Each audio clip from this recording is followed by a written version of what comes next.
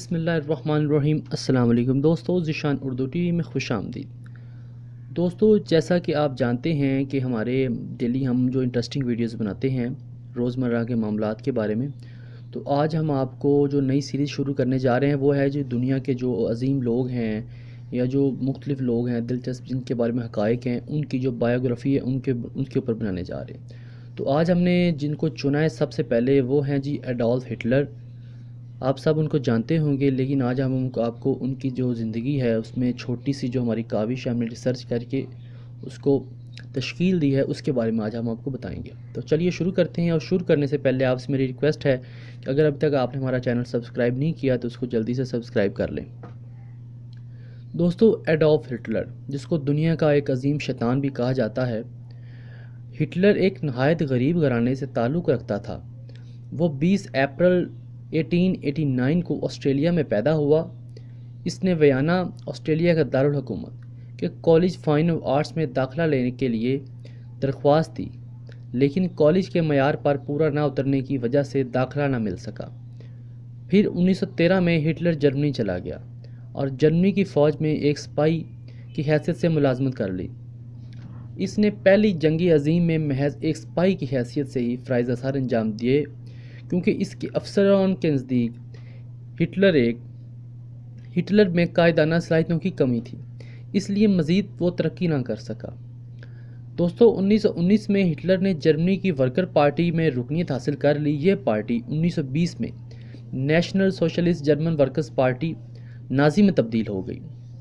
اپنی قابلیت کی بنا پر وہ 1921 میں اس پارٹی کا چیئرمین منتخب ہو گیا۔ پھر آہستہ آہستہ یہ پارٹی مضبوط ہوتی گئی اور 1930 میں جرمن کی دوسری بڑی پارٹی بن گئی۔ دوستو، پھر 1933 کے الیکشنز میں نازی پارٹی اکثریت حاصل تو نہ کر سکی، لیکن سب سے پہلے بڑی پارٹی ہونے کے ناطے صدر نے ہٹلر کو حکومت تشکیل دینے کی دعوت دی، اور ہٹلر ملک کے اعلیٰ ترین عہد چانسلر تک رسائی حاصل کر گیا۔ چانسلر بننے کے بعد ہٹلر نے اپنی پارٹی نازی کو فروغ دیا اور اپنے مخالف کو زیر کرنے کی ہر کوشش کی، اور عوام کی ہمدردی حاصل کرنے کے لیے بے روزگاری کا خاتمہ کیا اور بے شمار ترقیاتی کاموں کا آغاز کر دیا۔ اپنی قوم کو اس نے اپنی اہمیت کا احساس دلاتے ہوئے کہا، وہ دنیا کی عظیم ترین اور فاتح قوم ہے، وہ سب سے اچھی ہے اور سب سے اچھا سچی ہے۔ اس طرح جرمنی کے لوگ ہٹلر کے گردیدہ ہو گئے۔ 1939 میں ہٹلر نے اپنے جارحانہ ہتھ کنڈے پولینڈ تک بڑھا دیے، جس کے نتیجے میں دوسری جنگ عظیم کی نوبت آئی۔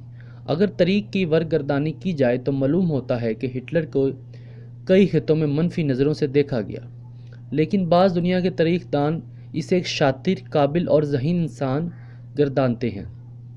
اس کی شخصیت کو کرشمائی شخصیت بھی کہنا بجا ہے، کیونکہ وہ لاکھوں کے مجمع کے سامنے نہایت پر اثر تقریر کرنے کا ماہر تھا۔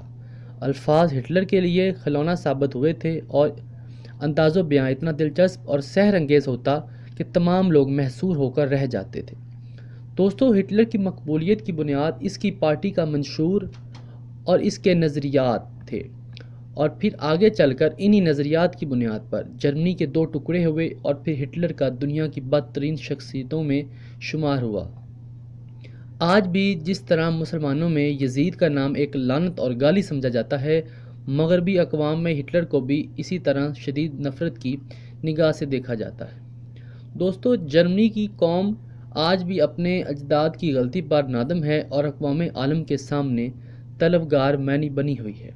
یہودیوں کا کہنا ہے کہ ہٹلر نے جرمنی اور پولینڈ میں تقریباً 60 لاکھ یہودیوں کا خون کیا، اور اسی نسل کشی کو یہودیوں ہولوکاسٹ کے نام سے یاد کرتے ہیں۔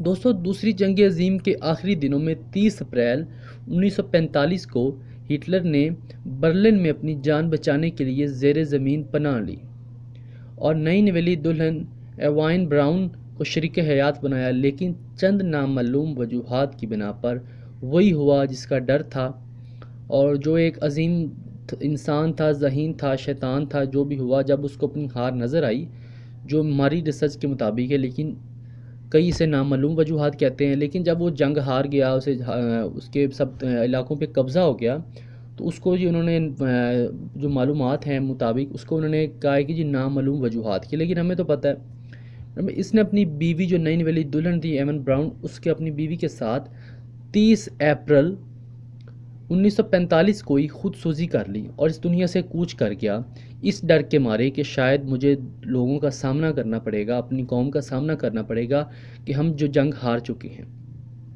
دوستو اس طرح جو ہے وہ ہٹلر کا ناکام ہوا اور اس نے اپنی جو خودکشی کر لی۔ دوستو یہ تھی ہماری آج کی ویڈیو۔ اگر آپ کو ہماری یہ کاوش اچھی لگی ہو اور ہماری جو ریسرچ ہے، ہماری جو کوشش ہے وہ پسند آئی ہو تو ہمارے چینل کو ضرور سبسکرائب کریں۔ ہمیں کمنٹ سیکشن میں بتائیں کہ آپ کی ہٹلر کے بارے میں کیا سوچ ہے، کیا اس نے ٹھیک کیا تھا یہودیوں کو مار کر، یا اس نے انسانوں کی نسل کشی کی تھی؟ آپ کے جو بھی خیالات ہیں ہمیں کمنٹ سیکشن میں ضرور بتائیں۔ اس ویڈیو کو لائک کریں اور زیادہ سے زیادہ اپنے دوستوں کے ساتھ شیئر کریں، اور اپنے گرد و نواح کا خیال رکھیں، اپنے ماں باپ کی عزت کریں۔ اگر زندگی نے مہلت دی تو ایک نئی اور انٹرسٹنگ ویڈیو کے ساتھ جلد آپ کی خدمت میں حاضر ہوں گے۔ اللہ حافظ۔